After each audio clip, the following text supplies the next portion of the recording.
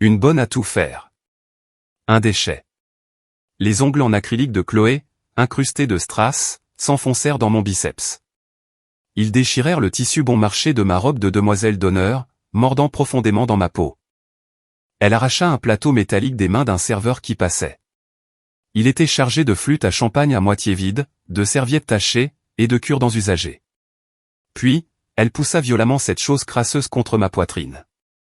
Des restes d'alcool débordèrent, imbibant le bord de ma manche. Reste en dehors de la section VIP. Arrête de m'humilier, siffla-t-elle entre ses dents, les yeux écarquillés et exorbités.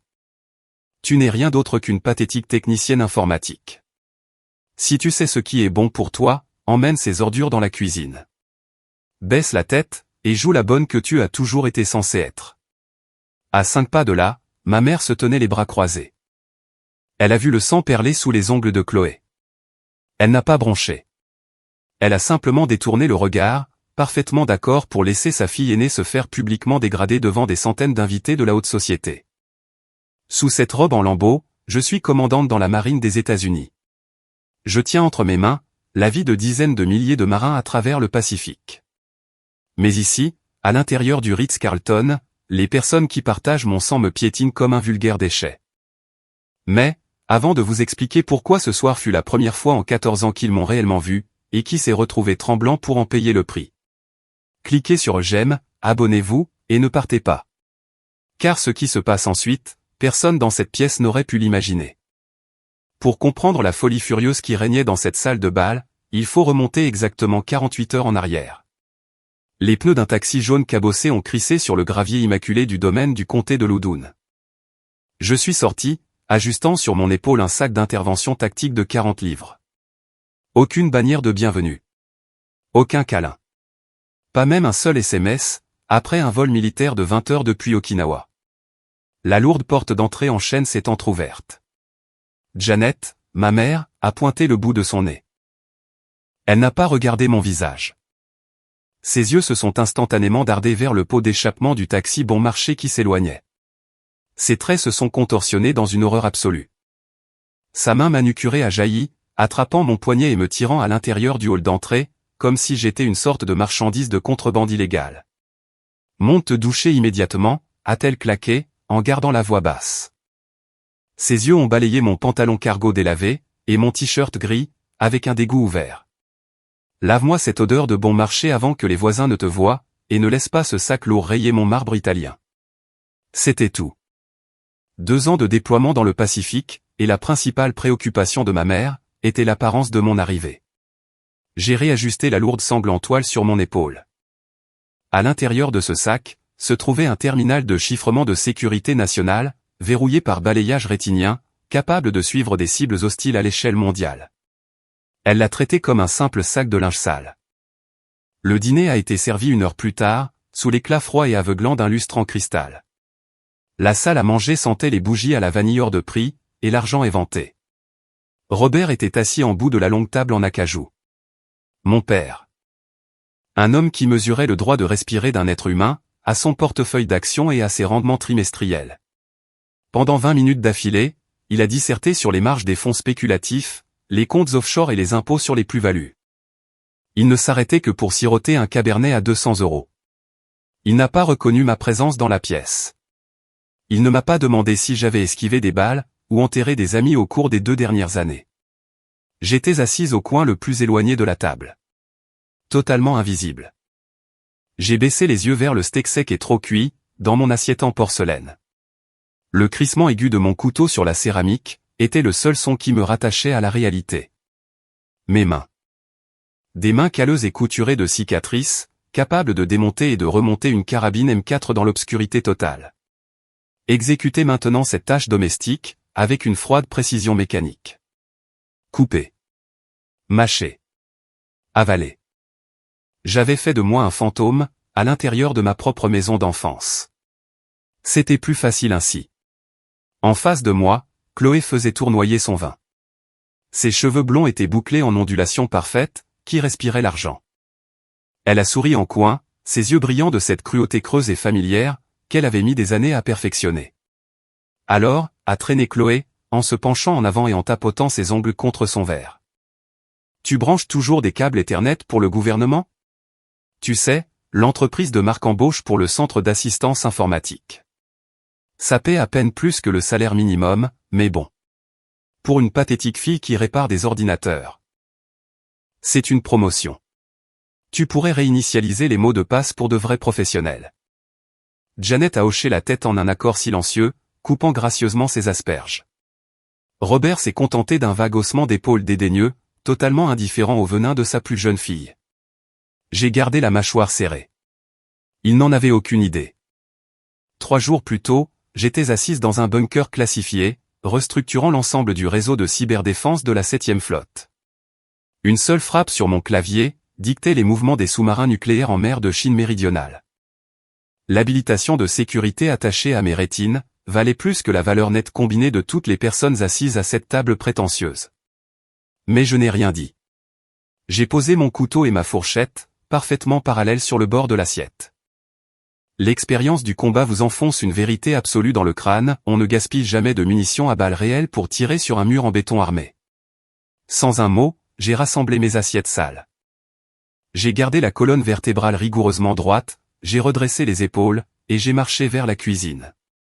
Mon silence n'était pas de la soumission. C'était un repli tactique calculé. Je me suis tenu devant l'évier en acier inoxydable, en ouvrant l'eau froide.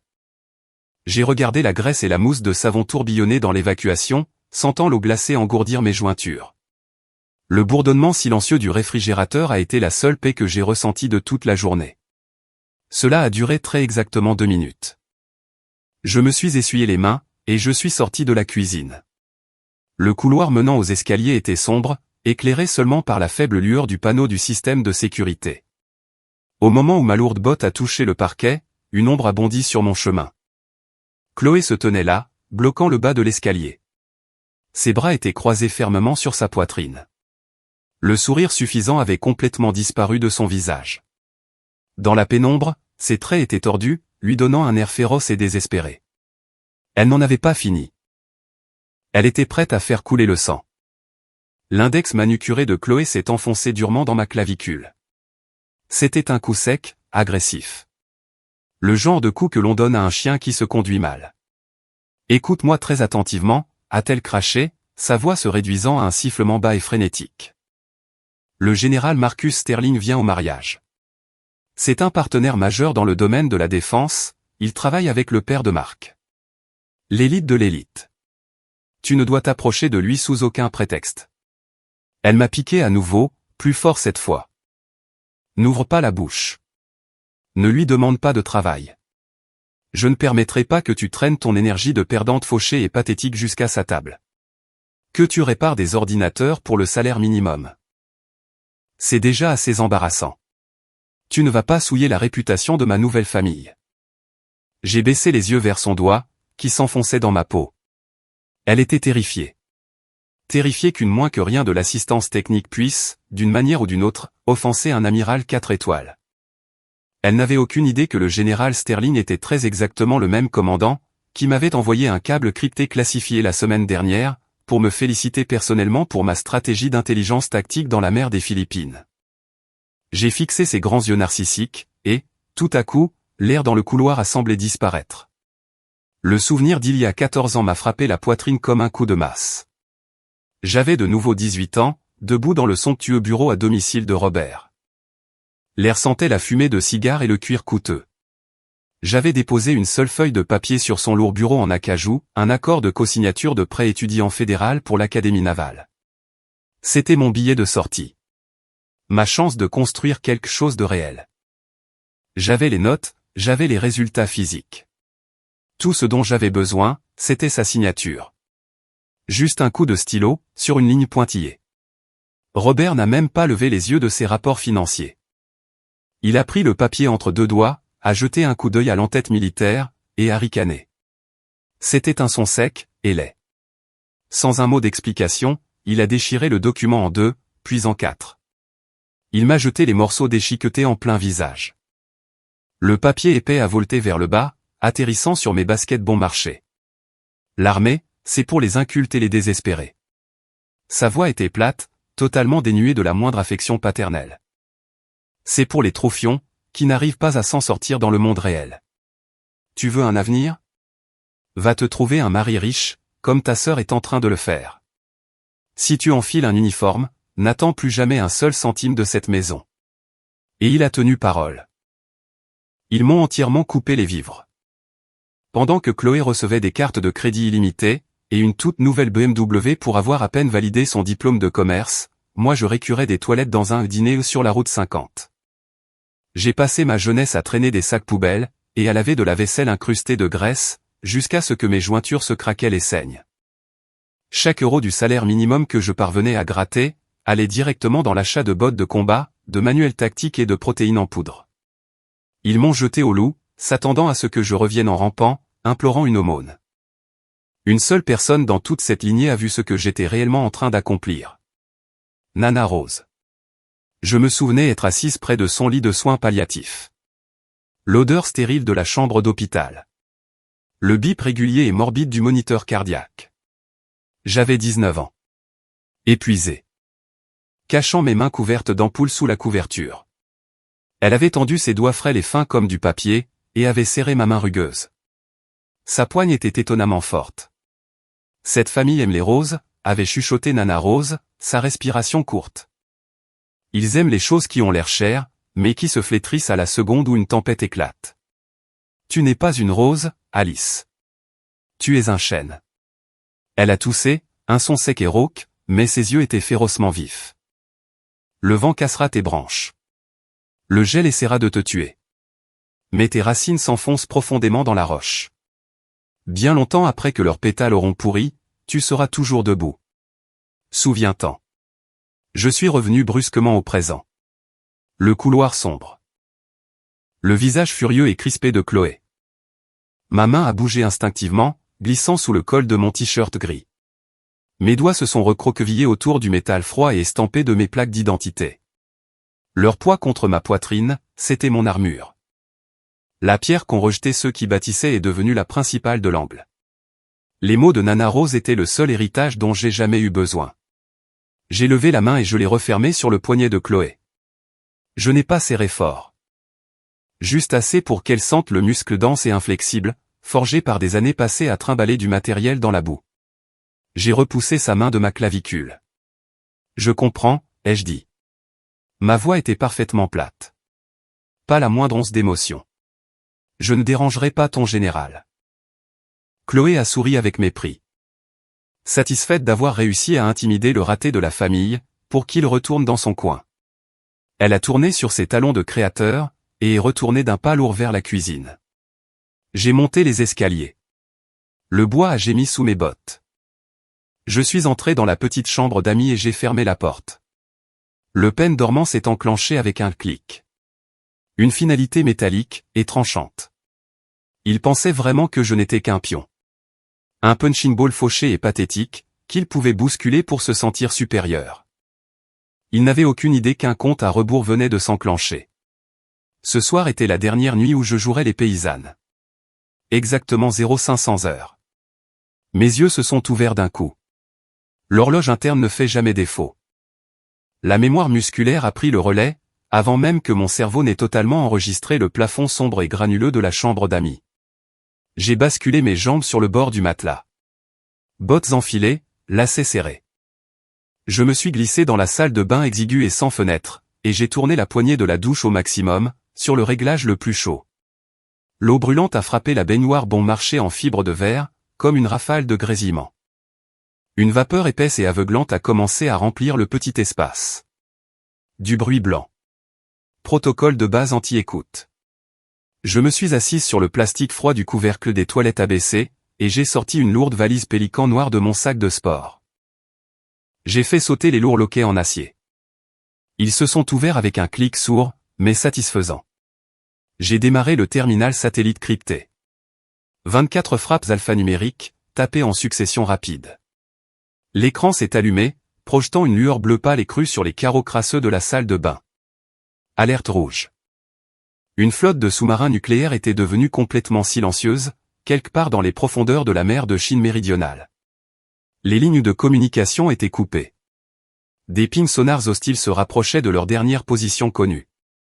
Pendant les 2 heures qui ont suivi, respirant un air chargé de l'odeur du savon bon marché au jasmin, et d'une vapeur lourde et étouffante.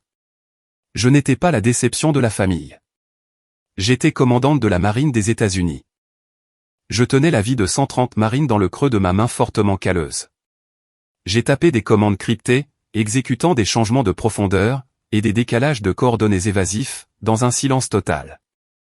Mon pouls est resté calme. Mes yeux n'ont jamais quitté le balayage radar. Chaque seconde portait le poids d'un sac mortuaire. 0700 heures. Des coups violents et frénétiques ont ébranlé la porte de la salle de bain. Le bois bon marché a tremblé dans son cadre. J'ai claqué le terminal pour le fermer. J'ai enfoncé la valise noire au fond d'un panier à linge en osier tressé, et je l'ai enfouie sous 3 lourdes serviettes de bain humides. J'ai tendu le bras, et j'ai déverrouillé la porte. Chloé s'est frayé un chemin à l'intérieur, avant même que je n'ai complètement tourné la poignée en laiton. Le parfum puissant de ses fleureurs de prix a tranché net à travers l'humidité. Elle portait un énorme tas emmêlé de tissu rose pâle, tout froissé, dans ses bras. Sans un mot de salutation, elle a jeté l'énorme boule de polyester bon marché, directement sur ma poitrine. Je l'ai rattrapé par pur réflexe, le tissu glissant contre mes avant-bras. « Repasse-les » a-t-elle exigé. Sa voix était grinçante, perchée, et totalement dénuée de la moindre décence humaine. Absolument toutes les robes des demoiselles d'honneur. Le photographe arrive à 9 heures pour faire les photos assorties de la préparation. Utilise le réglage vapeur, et ne les brûle pas. Si tu ruines mes photos avec ton incompétence habituelle, je jure devant Dieu. Elle s'est arrêtée, m'inspectant de haut en bas. Sa lèvre s'est retroussée dans un dégoût absolu pour ma chemise grise, et mon pantalon cargo. Garde la tête baissée, et rends-toi utile pour une fois. De toute façon, le travail manuel convient parfaitement à ton visage pathétique et misérable. Elle a tourné sur ses talons nus, et a marché d'un pas martial vers le couloir. Elle n'a pas attendu de réponse. Elle n'a même pas pris la peine de fermer la porte. Pendant l'heure qui a suivi, j'ai existé dans la réalité scindée, la plus folle et la plus disjointe que l'on puisse imaginer. Je me tenais devant une planche à repasser fragile et grinçante, installée dans le couloir étroit de l'étage. Dans ma main gauche, je tenais un fer à vapeur en plastique bon marché. Il sifflait, et crachait des gouttes d'eau bouillante sur la planche. Je pressais le métal chaud vers le bas, lissant soigneusement les plis tenaces d'une robe collante à 20 €. Dans ma main droite, je tenais un smartphone militaire crypté.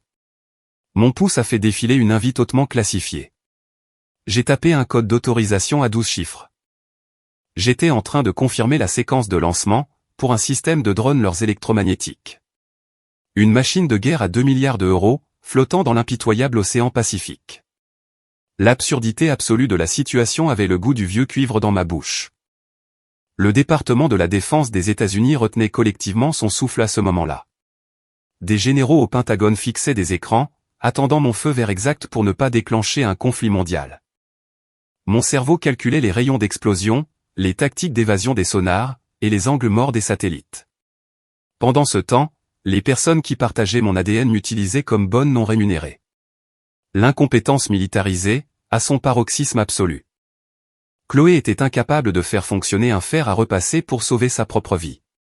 Elle avait donc refourgué la tâche à la perdante désignée de la famille. Ils savaient que je le ferais parfaitement, parce que je faisais tout parfaitement. Et, ils ont utilisé cette discipline militaire profondément enracinée pour me rabaisser, m'obligeant à endosser un rôle de pure servitude. La vapeur a sifflé brusquement. Une goutte d'eau bouillante a atterri sur mon poignet, laissant une marque rouge vif. Je n'ai pas bronché. Je n'ai pas cligné des yeux. J'ai appuyé sur renvoyer pour le code de lancement.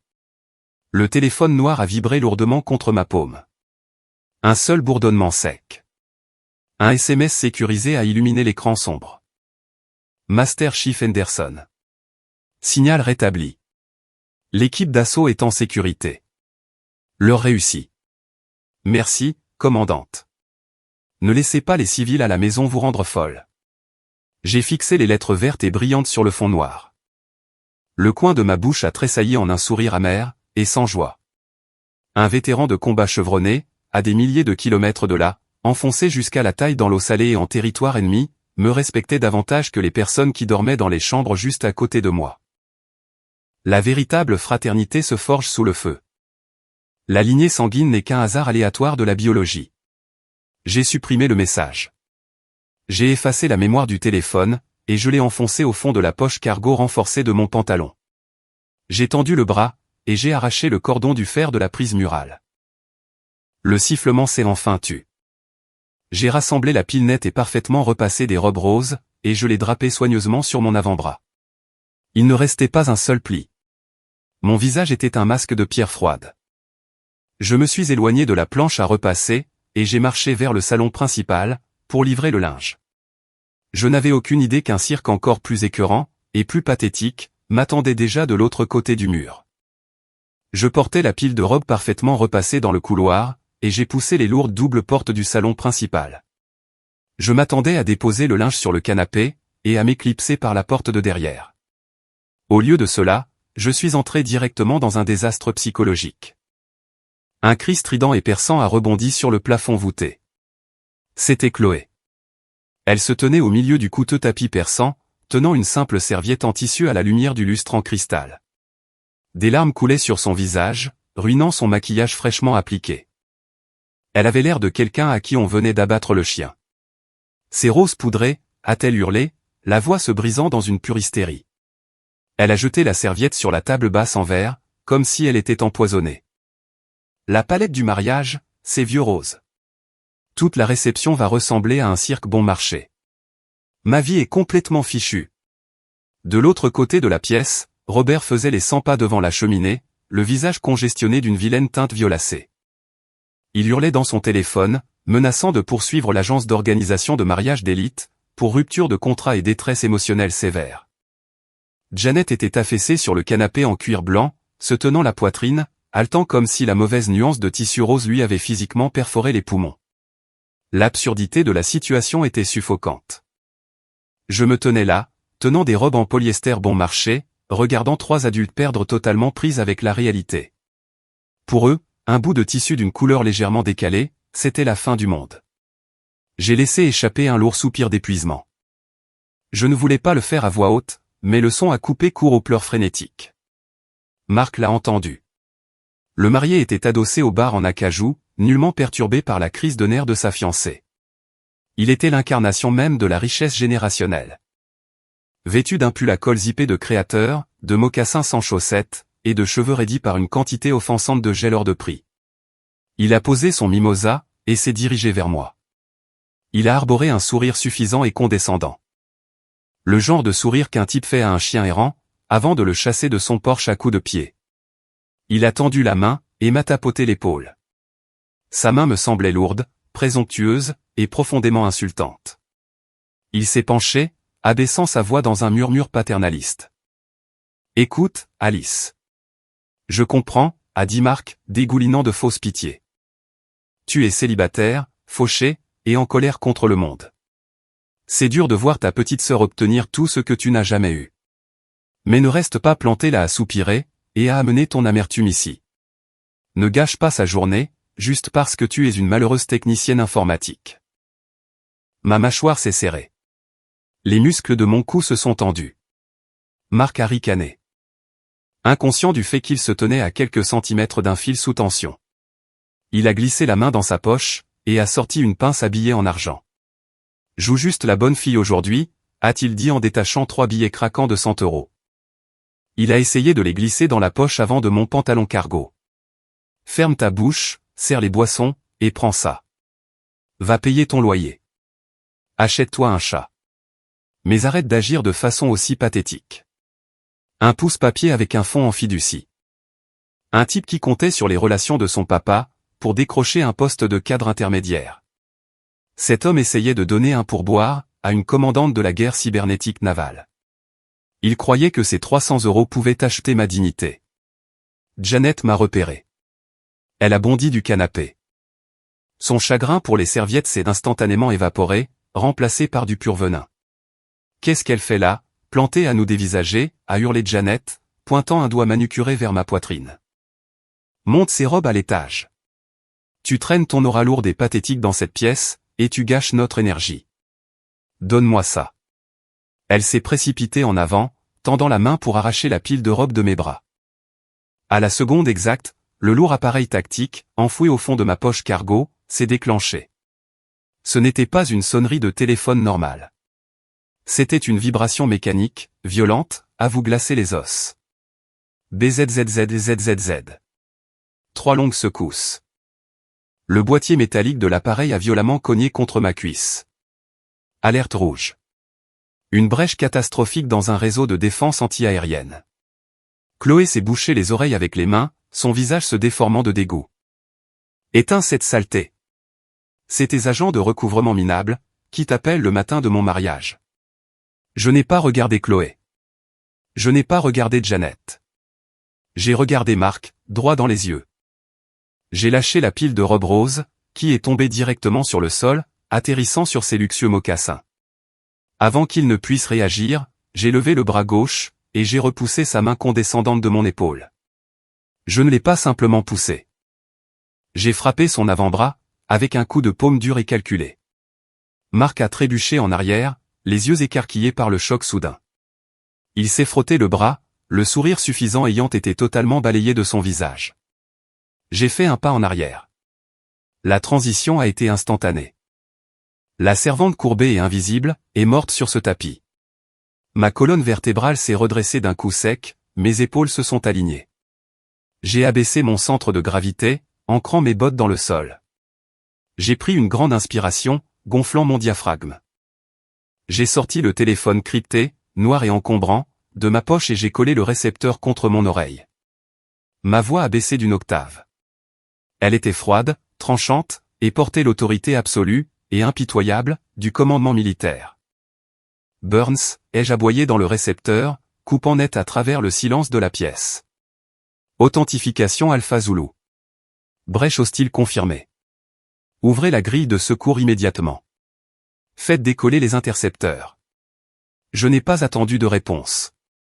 Je n'ai accordé aucun regard aux 3 personnes debout autour de moi, la bouche béante de pure incrédulité. J'ai tourné sur mes talons, mes bottes frappant le parquet avec un bruit lourd, et rythmé. Je suis sorti tout droit par la porte d'entrée, la laissant grande ouverte derrière moi. Qu'ils pleurent sur leurs serviettes roses.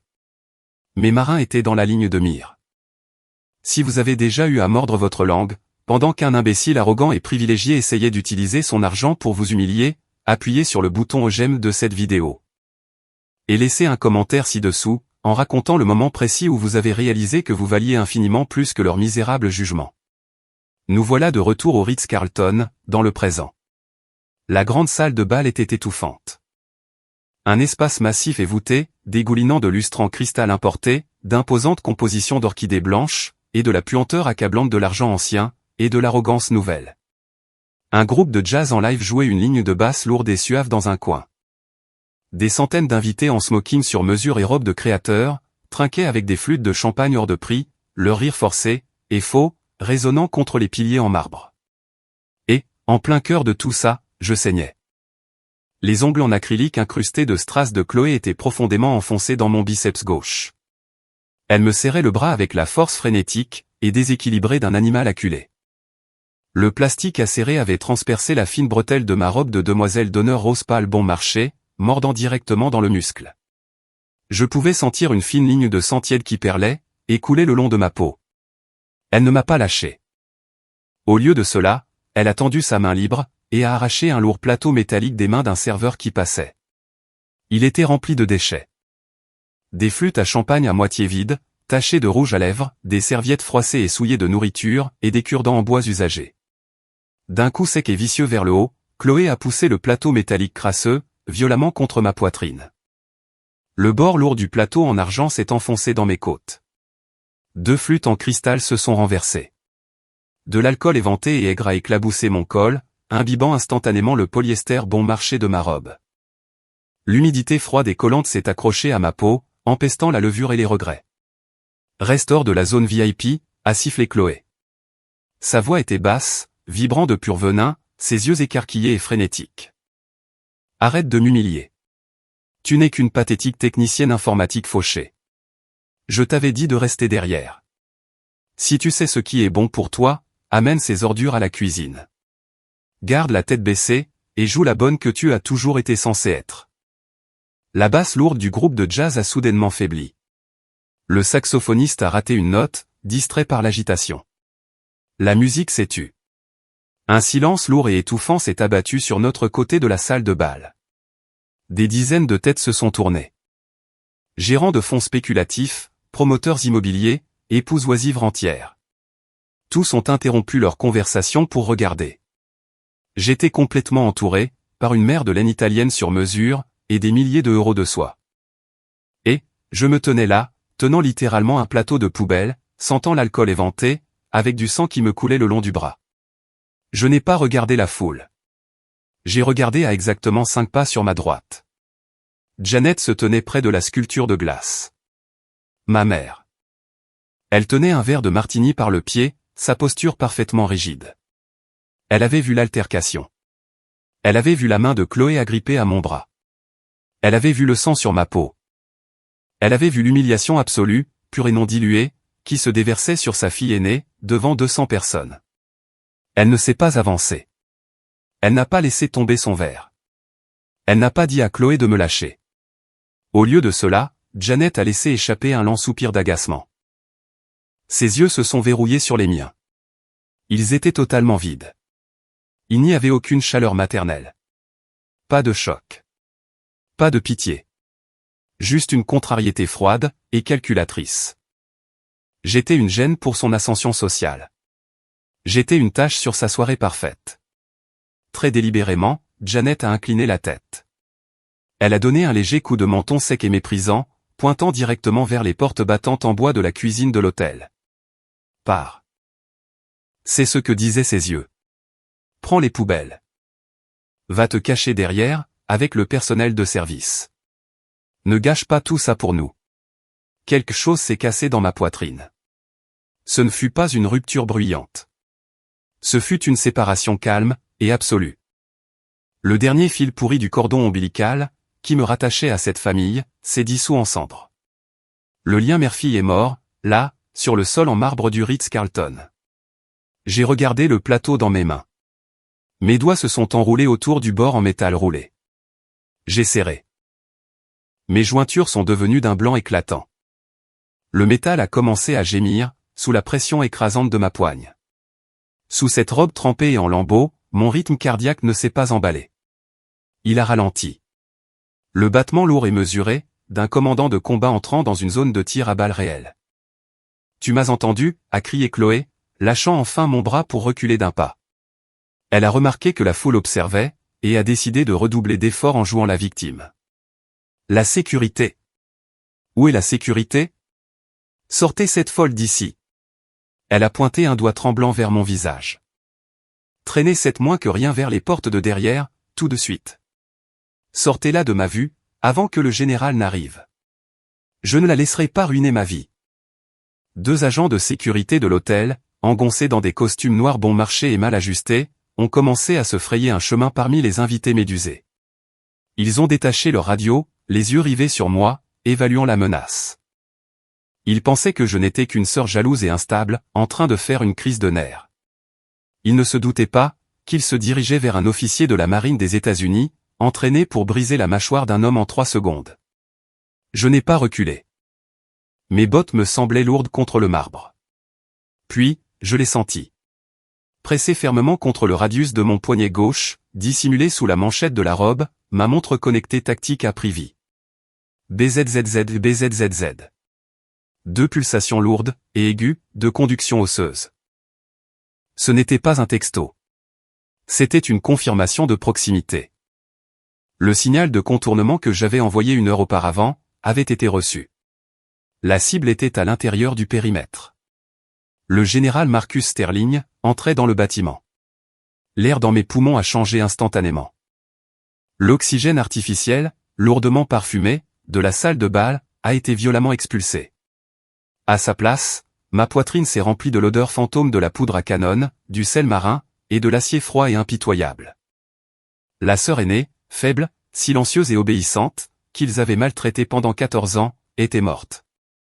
Elle ne reviendrait jamais. J'ai regardé Chloé. J'ai regardé Janet. J'ai regardé les agents de sécurité qui réduisaient la distance. J'ai pris une longue et profonde inspiration. La chambre était chargée. Il était temps de presser la détente, sur ce cirque pathétique. Non. Je l'ai dit doucement. Juste un seul mot, prononcé sur un ton parfaitement conversationnel. Mais dans le silence étouffant de cette salle de bal, il a atterri avec le poids lourd, et indéniable, d'une grenade dégoupillée. Je n'ai pas baissé les yeux vers le sol. Je n'ai pas détourné le regard. J'ai soulevé le lourd plateau métallique rempli d'ordures, l'éloignant de ma poitrine.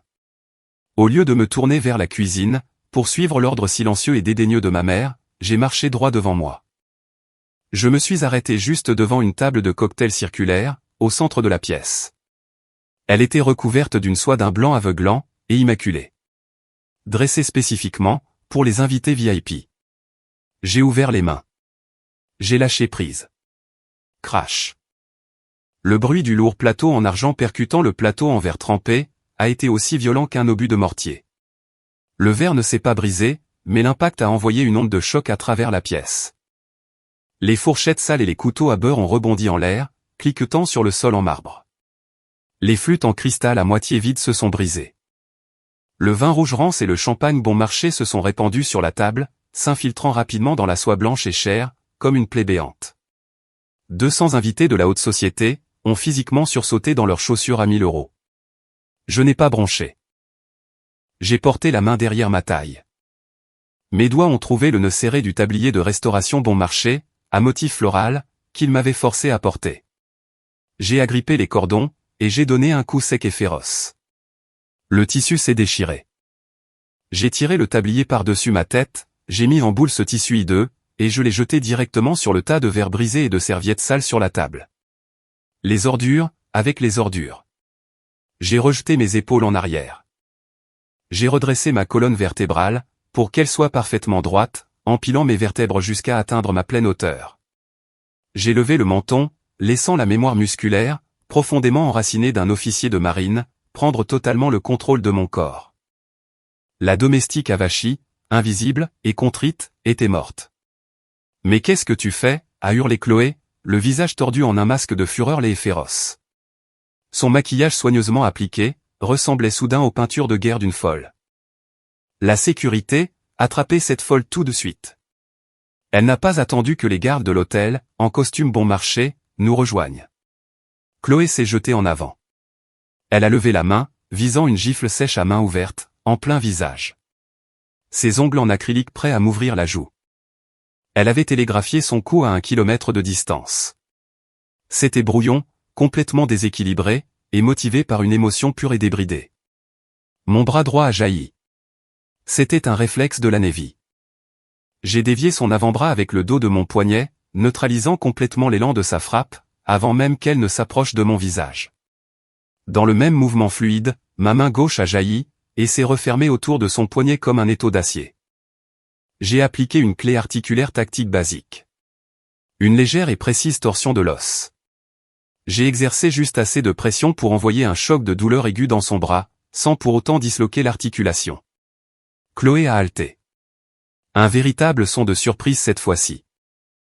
Et a trébuché maladroitement en avant. Ses genoux ont fléchi sous le poids de ses talons de créateur hors de prix.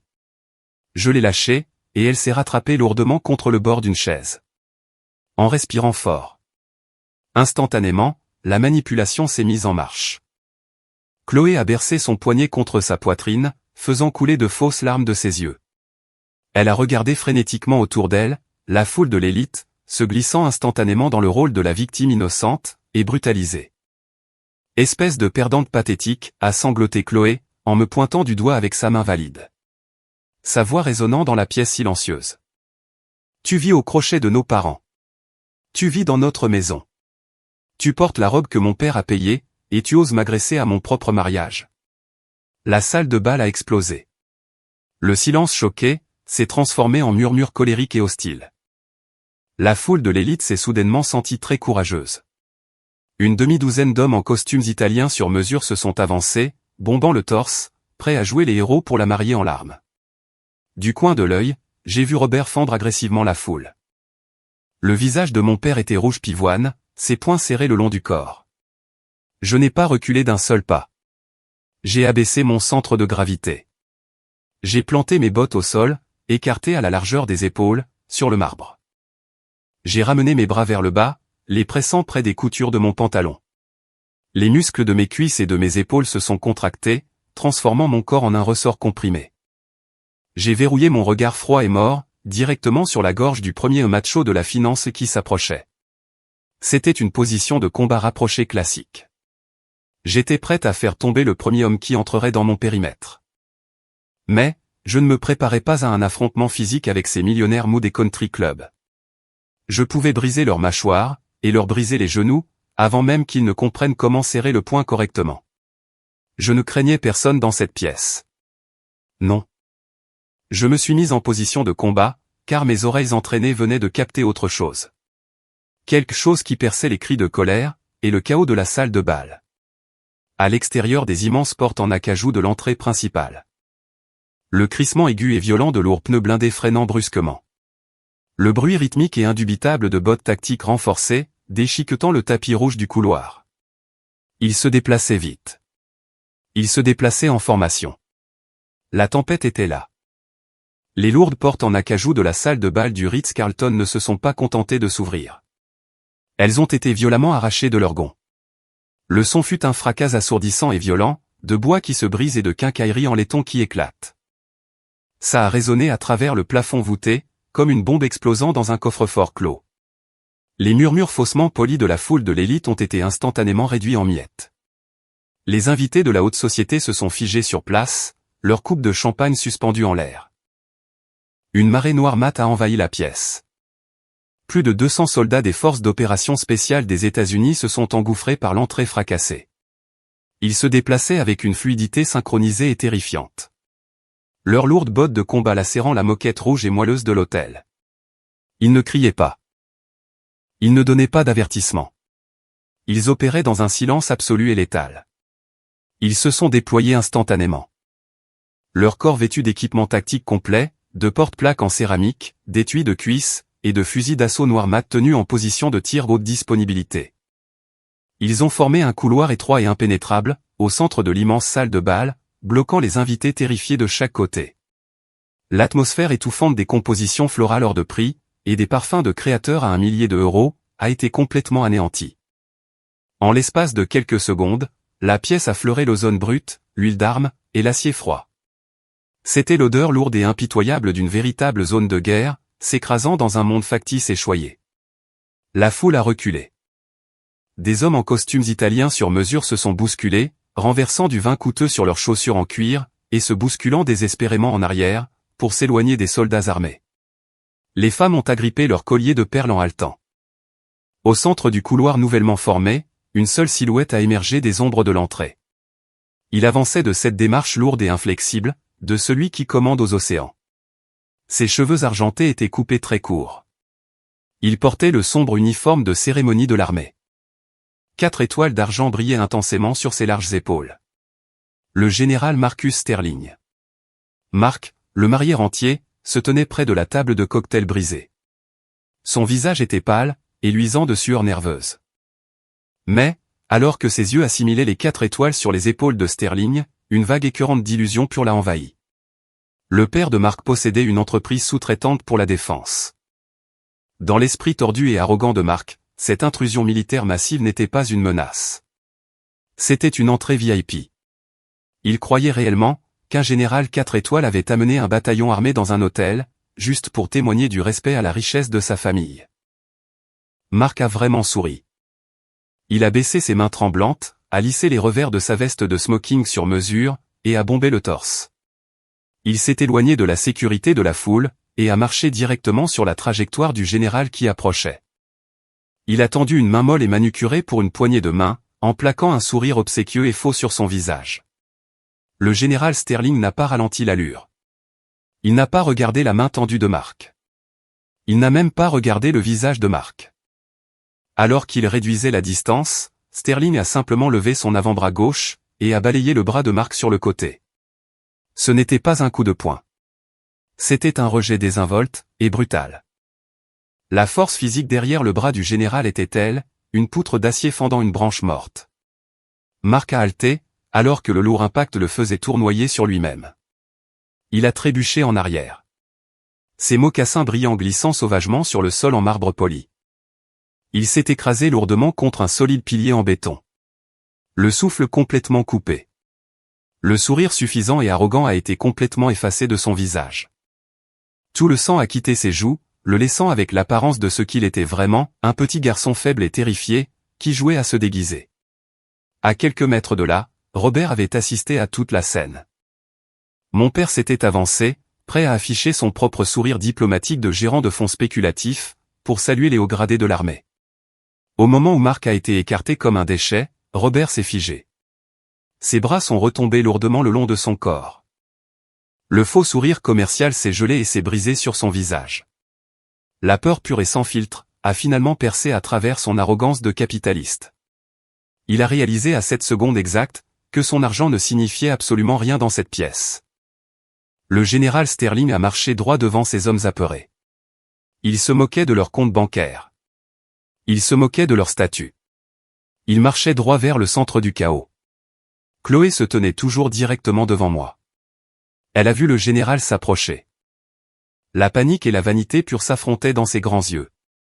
Frénétiquement, elle a essuyé le mascara étalé sous ses yeux, a tiré sur le décolleté de sa robe de mariée ruinée, et a dégluti avec difficulté. Elle a forcé ses lèvres à former un sourire tremblant et séducteur. Essayant désespérément de jouer le rôle de la belle mariée en détresse, devant un homme puissant. Elle s'est plantée directement sur son passage, me bloquant entièrement de son champ de vision. Le général Sterling s'est arrêté. Le dégoût sur son visage buriné était absolu. Il la regardait de la même façon qu'une personne normale regarderait un rat mort, pourrissant sur une table de salle à manger. Dégagez, a aboyé le général Sterling. Sa voix était un grondement grave et rauque, qui a fait vibrer physiquement les verres en cristal sur les tables voisines. Vous me barrez la route. Chloé a ouvert la bouche pour parler, espérant utiliser sa voix aiguë et géniarde pour manipuler la situation. Le général ne lui en a pas laissé le temps. Il a levé une main lourde et gantée, et l'a physiquement poussée sur le côté par l'épaule. Elle a poussé un véritable cri de surprise, trébuchant sur le lourd ourlet de sa robe hors de prix. Elle s'est effondrée dans les bras d'un garçon d'honneur qui se trouvait là. Son image soigneusement construite, totalement détruite. Sterling s'est avancé. Les lourds talons en cuir de ses chaussures de cérémonie ont claqué contre le sol en marbre. Clac, clac, clac. Il s'est arrêté à exactement 60 cm de moi. Il a regardé la bretelle déchirée et en lambeaux de ma robe de demoiselle d'honneur bon marché. Il a regardé le sang frais séchant sur mon biceps. Il a regardé la flaque d'alcool renversée, et le verre brisé éparpillé sur le sol autour de mes bottes de combat. Puis, ses yeux sont remontés et ont croisé les miens. Chaque son dans la salle de bal massive a été aspiré comme dans un vide. Les respirations, les chuchotements, le froissement des tissus. Tout s'est évanoui. Personne dans la pièce n'a osé bouger le moindre muscle. Le silence était absolu, lourd, et totalement assourdissant.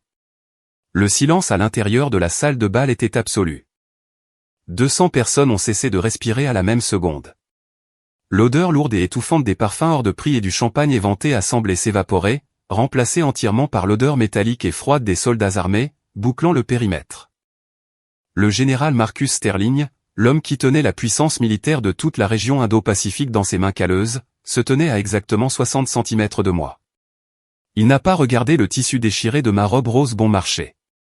Il n'a pas regardé le sang frais séchant sur mon biceps. Il n'a pas regardé les ordures éparpillées sur le sol. Il a regardé directement dans mes yeux. Il a fait claquer ses lourds talons en cuir l'un contre l'autre. Crac.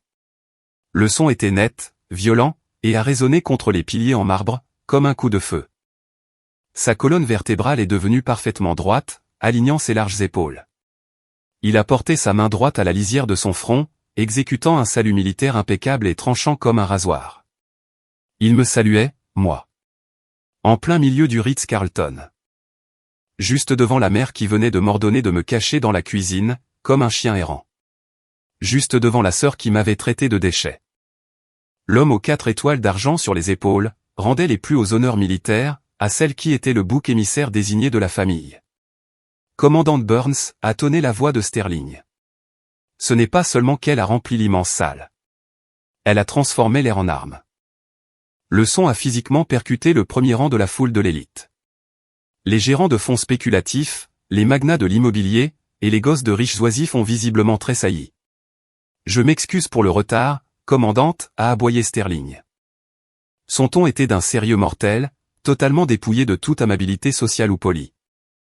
La ligne sécurisée a été brouillée. Le Pentagone est en attente. Le président des États-Unis attend votre évaluation directe de la menace, sur le réseau tactique de la 7e flotte. La flotte attend vos ordres. J'ai vu les cerveaux de 200 invités de la haute société court-circuiter tous en même temps. Je n'ai pas souri. Je n'ai pas jubilé. Je n'en avais pas besoin. J'ai fait claquer mes lourdes bottes ensemble, reflétant sa posture. Ma colonne vertébrale s'est verrouillée en place. J'ai levé la main, dans un salut en retour impeccable. Prête au rapport, général, ai-je dit. Ma voix était de glace. Crash. À ma droite, un lourd verre à martini en cristal a percuté le sol. Il s'est brisé en une centaine de morceaux déchiquetés contre le marbre. Janet fixait le verre brisé à ses pieds. Sa bouche s'ouvrait et se fermait, comme un poisson qui suffoque. Le masque arrogant et froid qu'elle avait porté pendant 14 ans, avait complètement disparu. Elle réalisait enfin, que la fille qu'elle avait jetée, se tenait sur une montagne qu'elle ne pourrait jamais gravir. Chloé ressemblait à un cadavre.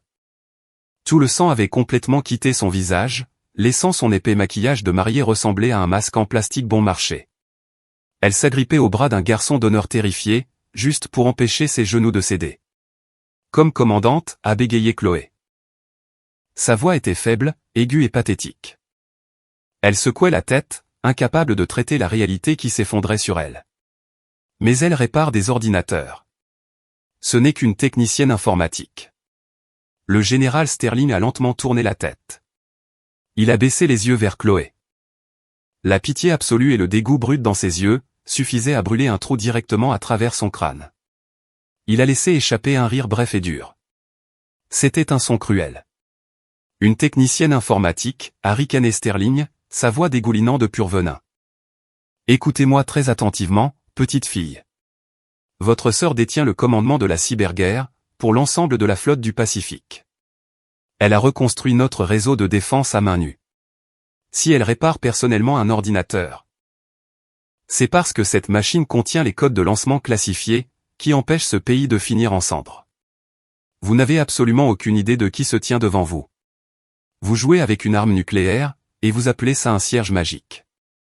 Chloé a reculé, complètement écrasée sous le poids de sa propre ignorance profonde. Elle n'avait plus rien à dire. Sterling a détourné son attention d'elle, et a regardé Mark. Le marié était toujours plaqué à plat contre le pilier de béton, tremblant dans son smoking sur mesure. Sterling s'est avancé dans son espace personnel, et a abattu une lourde main gantée de cuir sur l'épaule de Mark. Il l'a tapoté 2 fois, durement. Vous épousez une lignée très dangereuse, mon garçon, a déclaré Sterling. Sa voix se réduisant à un avertissement mortellement silencieux, qui a porté à travers la pièce où le silence était de plomb. Une femme qui ne peut pas voir la valeur de sa propre chair et de son propre sang, mesurera toujours votre valeur à l'épaisseur de votre carte de crédit. À la seconde où votre compte bancaire baissera, elle vous égorgera sans une seconde pensée. Bonne chance pour payer le prix de ce choix. Mark a dégluti difficilement. Sa pomme d'Adam a tressailli. Il avait l'air terrifié, réalisant qu'il venait d'acheter un aller simple pour l'enfer. Sterling a tourné le dos au marié. Il m'a regardé, écartant toute cette salle pleine d'élites, comme s'il n'était rien de plus que des fantômes. Il n'avait plus d'importance. Il n'en avait jamais eu. L'hélicoptère attend sur le toit, commandante. Nous manquons de temps. Reçu, général. Je n'ai pas regardé Chloé pleurer sur le sol. Je n'ai pas regardé Janet fixer son verre brisé. Je n'ai pas regardé Robert, qui se frayait soudain un chemin à travers la foule, un regard désespéré et avide se formant dans ses yeux, alors qu'il réalisait que sa fille rejetée, était en réalité son atout le plus précieux. Ils étaient tous morts pour moi. La mascarade de 14 ans était réduite en cendres. J'ai tourné sur les talons, et j'ai marché vers la sortie. La mer de soldats lourdement armés s'est écartée pour moi. 10 minutes plus tard, je suis sorti du bureau privé du directeur. J'avais sécurisé une connexion filaire, et transmis l'évaluation initiale de la menace, directement au Pentagone. La crise en mer de Chine méridionale était sous contrôle. Je suis retourné dans la salle de bal principale.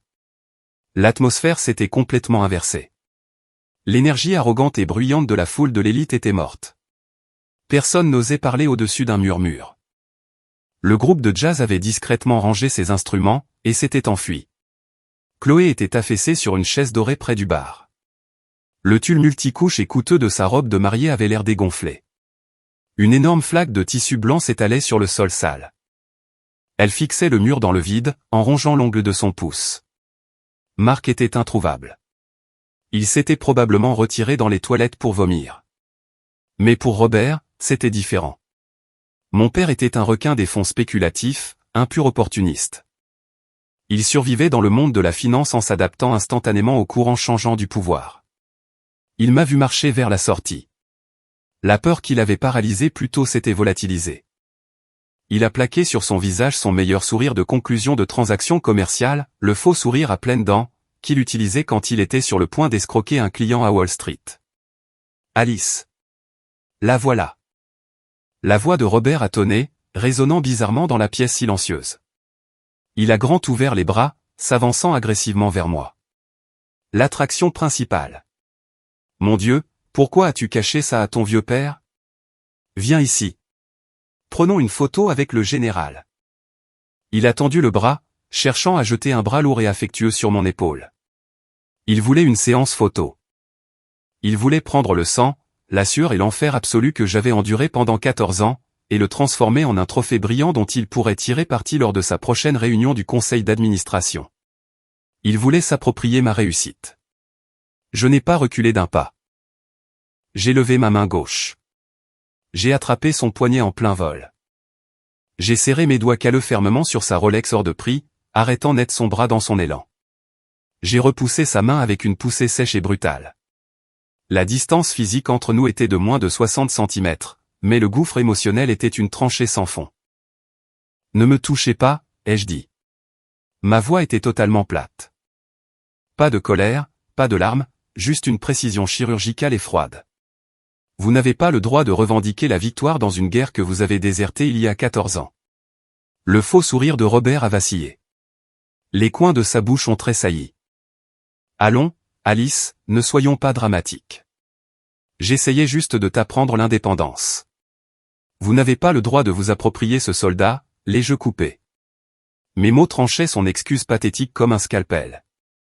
Vous l'avez jeté aux ordures, parce que vous étiez trop radin et trop arrogant, pour signer un seul bout de papier. Vous avez fait votre pari, Robert.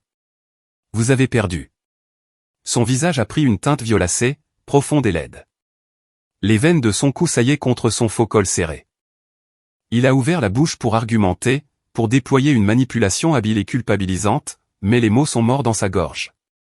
Il a regardé la dure et impitoyable ligne de ma mâchoire, et a compris la vérité absolue. Je ne négociais pas. Je rendais un verdict. Je n'ai pas attendu d'excuses. Je n'en voulais pas. Des excuses d'un homme comme lui n'étaient qu'une transaction de plus. Le passé était mort. Je lui ai tourné le dos. Je l'ai laissé planter là, la bouche ouverte. Un vieil homme humilié, et insignifiant. J'ai marché droit à travers le sol en marbre, vers les lourdes portes tambours en verre du hall de l'hôtel. À l'extérieur, un énorme SUV tactique noir mat attendait au bord du trottoir, le moteur tournant. Le grondement profond et sourd de son moteur vibrait à travers les épaisses portes en verre. Alors que je posais le pied sur le parvis en pierre, la longue jupe bon marché de ma robe de demoiselle d'honneur rose s'est accrochée au talon aiguille de ma chaussure à lanière.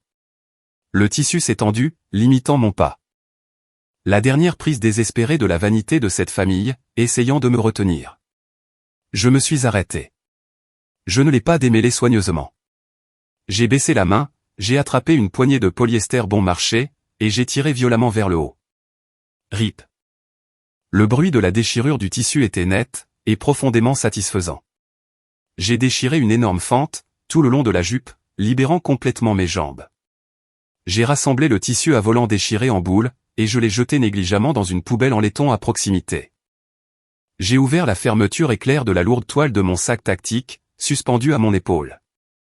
J'ai glissé la main à l'intérieur, et j'ai sorti mes bottes de combat de dotation standard. Elles étaient éraflées, couverte de la poussière d'une douzaine de zones de largage différentes, et sentait le cuir et la vieille sueur. J'ai retiré d'un coup de pied les talons douloureux, et propices aux ampoules, et je les ai laissés sur la marche en pierre polie. J'ai glissé mes pieds dans les bottes. J'ai serré les lourds lacets noirs, en les enroulant 2 fois autour de mes chevilles, avant de les nouer. La pression familière et serrée autour de mes chevilles m'a instantanément ancré. Je me suis redressé. J'ai pris une grande inspiration de l'air frais de la nuit, mêlé à l'odeur des gaz d'échappement du véhicule qui attendait. J'étais exactement à ma place. 3 mois plus tard, j'étais assise derrière un imposant bureau en acajou, au 3e étage du Pentagone. L'air dans le bureau était agressivement climatisé, portant la faible odeur stérile de cire pour sols industriels et de bail de serveurs surchauffés. Il régnait un calme profond et lourd, ce genre de silence qui n'existe que dans les pièces où des décisions mondiales sont prises. J'ai tendu la main, et j'ai passé mon index sur le lettrage gravé de la plaque en laiton massif, posé sur le bord du bois. Colonel Alice Burns. Le métal était froid et lourd. La promotion au grade de O6 est arrivée du comité des chefs d'état-major interarmés, moins de 48 heures après l'opération en mer de Chine méridionale. Nous avions sorti 130 marines d'une tranchée aveugle, sans tirer un seul coup de feu. Pas de victimes, pas d'incidents internationaux, juste une extraction numérique chirurgicale. J'ai tiré vers moi une pile de dossiers d'évaluation des menaces classifiées, en prenant un stylo noir. Mon téléphone portable personnel a vibré. C'était une vibration dure et crépitante, contre le bois dur du bureau. J'ai posé le stylo. J'ai pris l'appareil, et j'ai tapoté l'écran. Une notification de message textuel s'est illuminée sur le fond sombre. C'était un numéro que je n'avais pas encore supprimé. Chloé. J'ai déverrouillé l'écran, et j'ai lu le bloc de texte. Salut Frangine, maman m'a dit que tu as été promu au grade de colonel. C'est faux MDR.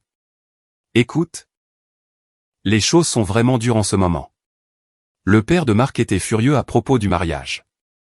Il a complètement coupé Marc du fonds fiduciaire de l'entreprise. On risque de perdre le bail de la maison. Peux-tu m'envoyer quelques milliers d'euros? Juste pour nous aider à passer les fêtes? Je sais que les choses se sont un peu envenimées à l'hôtel, mais on est de la famille. On pourra se voir bientôt. Je t'aime. J'ai fixé les pixels brillants. J'ai relu les mots une 2e fois, laissant l'audace pure et absolue du message me submerger. Pas un seul mot d'excuse. Pas la moindre trace de remords pour avoir enfoncé ses ongles en acrylique dans mon bras jusqu'au sang. Pas une seule mention des ordures qu'elle m'avait jetées au visage, ou du fait qu'elle avait hurlé à la sécurité de l'hôtel, de me traîner hors de son mariage comme un animal malade. Elle balayait une décennie d'abus psychologiques, et une exécution publique, comme des choses qui se sont un peu envenimées. Et le père de Marc les a coupées de ses finances. Ça, c'était l'œuvre du général Sterling. Le général avait dit à Marc qu'il épousait une lignée sanguine dangereuse. Apparemment, l'entrepreneur de la défense avait pris cet avertissement pour parole d'évangile. Marc était désormais un boulet. Le fonds fiduciaire était asséché. Le faux statut d'élite avait disparu. Chloé était fauchée. Alors, elle s'adressait exactement à la même technicienne informatique pathétique qu'elle avait passé sa vie entière à rabaisser, simplement parce que j'étais maintenant une colonelle, avec un salaire gouvernemental de haut niveau garanti. Je me suis calé au fond de mon fauteuil en cuir. J'ai attendu que la vieille colère familière monte dans ma poitrine. J'ai attendu que l'étreinte serrée, et étouffante de la culpabilité familiale me serre la gorge. Il ne s'est rien passé. Mon rythme cardiaque est resté complètement stable. Ma respiration était lente et régulière. Je ne me sentais pas en colère. Je ressentais un vide vaste, magnifique, et absolu. Elle me considérait toujours comme un outil, un distributeur de billets biologiques. La brutale réalité lorsqu'on a affaire à un parasite toxique, c'est qu'ils ne changent jamais vraiment. Ils ne se réveillent jamais un jour en réalisant qu'ils avaient tort. Ils changent simplement l'angle de leur attaque, lorsqu'ils se rendent compte que vous détenez soudainement l'avantage. La famille n'est pas le sang qui coule dans vos veines. Le sang n'est qu'un accident biologique aléatoire. La famille, ce sont les gens qui tiennent la ligne avec vous, au cœur de la nuit. La famille, ce sont les gens qui vous respectent, quand vos mains sont vides et que vos poches sont complètement fauchées. J'ai posé mon pouce droit sur l'écran en vert. J'ai appuyé sur la petite icône dans le coin supérieur droit. Un menu rouge s'est déroulé. Bloquer le contact. Une invite d'avertissement est apparue, me demandant si j'étais sûr. Je n'ai pas hésité. J'ai tapé sur confirmer. Ensuite, j'ai balayé vers la gauche sur le fil de message principal. Supprimer l'historique des discussions. L'écran a été effacé. Il est devenu complètement noir. Et juste comme ça, c'était fini. 14 années de manipulation, d'extorsion financière et d'abus émotionnels ont été définitivement effacées du serveur. La lourde chaîne rouillée qui me reliait au domaine du comté de Loudoun s'est brisée en deux. Je n'ai pas eu besoin de crier. Je n'ai pas eu besoin d'écrire un long paragraphe en colère pour expliquer exactement pourquoi je coupais les ponts. Le silence est l'arme ultime. On ne négocie pas avec une tumeur. On l'excise. J'ai posé le téléphone, face contre le bureau. Je me suis levé, en attrapant la pile de dossiers classifiés. J'ai passé ma main libre sur le devant de mon uniforme de service, lissant un pli microscopique dans le tissu sombre. Je suis sorti du bureau. Mes bottes de combat ont frappé le linoléum poli du couloir du Pentagone. Un son lourd, rythmé, inflexible. Boum. Boum. Boum. Le son d'une femme qui porte son propre poids. J'ai atteint le bout du long corridor, et j'ai poussé les lourdes doubles portes en bois de la salle de briefing principale. La pièce était inondée d'une lumière fluorescente vive et crue. Le Master Chief Henderson se tenait près d'une immense carte tactique numérique, tenant une tasse de voyage en métal cabossé, pleine de café noir. Une douzaine d'autres officiers étaient assis autour de la longue table de conférence. Henderson a levé les yeux quand je suis entré. Il s'est redressé, et m'a adressé un hochement de tête sec, et profondément respectueux. « Prête pour le briefing, colonel ?» a-t-il demandé. « Au travail, Master Chief » ai-je répondu. J'ai regardé autour de la pièce, les hommes et les femmes en uniforme. Mon équipe. Ma vraie famille. J'ai laissé l'ombre pourrissante et pathétique de la maison du comté de Loudoun derrière moi, la verrouillant dans le noir où elle appartenait. Que le vent souffle. Que le gel morde. Je suis le chêne. Et, je suis toujours debout. Parfois, la meilleure vengeance absolue n'est pas la destruction.